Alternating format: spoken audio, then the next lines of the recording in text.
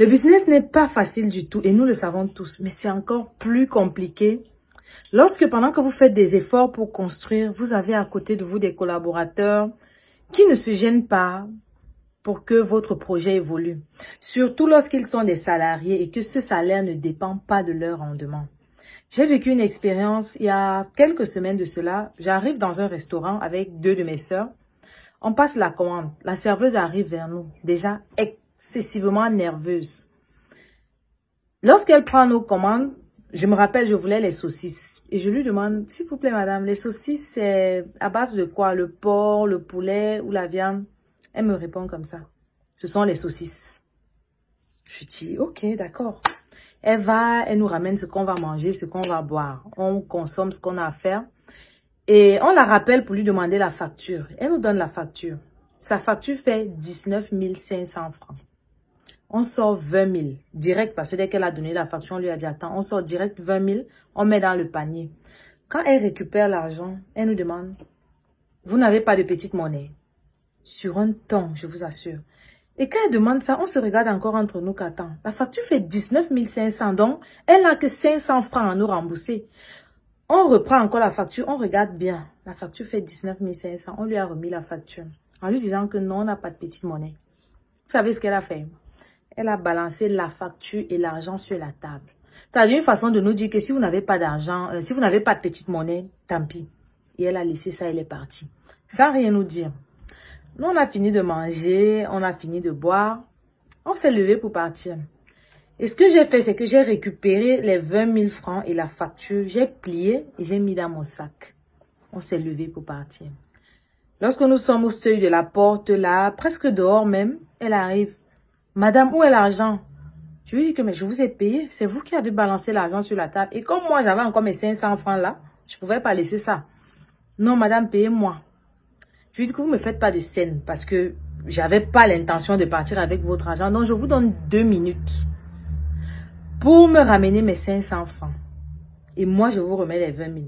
Si dans 2 minutes, vous n'avez pas les 500 francs, je vais sortir et je vais partir.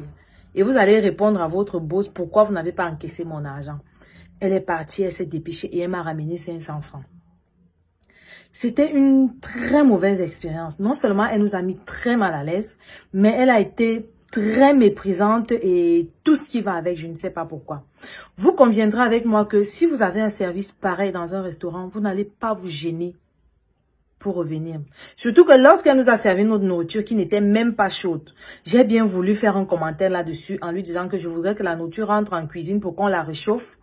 Après, je me suis dit encore que la façon dont la fille-ci est nerveuse, elle ne donne même pas envie aux clients de s'adresser à elle. En fait, nous étions dans un resto, mais nous étions hyper inconfortables. J'attire votre attention parce que vous, en tant que promoteur, que ce soit de resto, que ce soit de snacks, que ce soit de boutiques, bref, de tout ce que vous voulez. Parfois, vous, derrière, vous faites des efforts, vous donnez tout ce que vous avez en termes de moyens, en termes de tout. Vous passez des nuits blanches parce que vous êtes en train de faire des investissements. Mais derrière, il y a des gens qui n'en tiennent pas compte et qui crachent sur le visage de cette clientèle qui fait votre force là. Maintenant, c'est pas toujours évident de recevoir des retours parce que moi, je n'ai même pas eu le temps pour aller faire le retour au propriétaire, surtout que ce jour-là, il n'était pas là. Mais le conseil que je peux vous donner, c'est de former vos collaborateurs.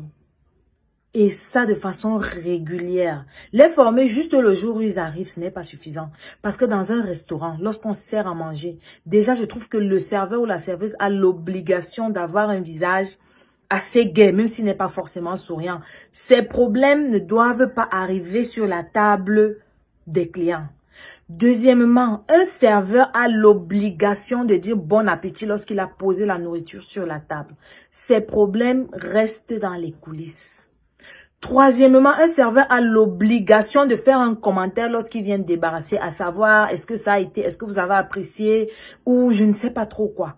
Pour que le client se sente confortable, pour que le client, même s'il a envie de poser une question, qu'il n'ait pas peur qu'on le raboue. Parce qu'en fait, c'est ce qui nous arrivait. On avait même peur de s'adresser à la dame parce qu'on disait que, hey, faut éviter qu'on nous manque de respect ici parce qu'elle était hyper nerveuse.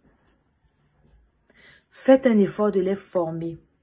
Et si ça ne va, et de temps en temps, faites un effort d'envoyer des espions. Parce que lorsque vous êtes là, ils feront un effort pour être corrects, pour vous montrer qu'ils sont souriants, qu'ils font ce qu'il faut. Mais dès que vous n'êtes pas là, ils traitent parfois vos clients comme du gros n'importe quoi. Et vous vous rendez compte du jour au lendemain que la clientèle a diminué. Envoyez des espions parfois, votre frère, votre soeur, un ami, une cousine, un expert qui va arriver pour faire comme un simple client et vous faire des retours. Mais les formations, même tous les lundis matins, insistez là-dessus.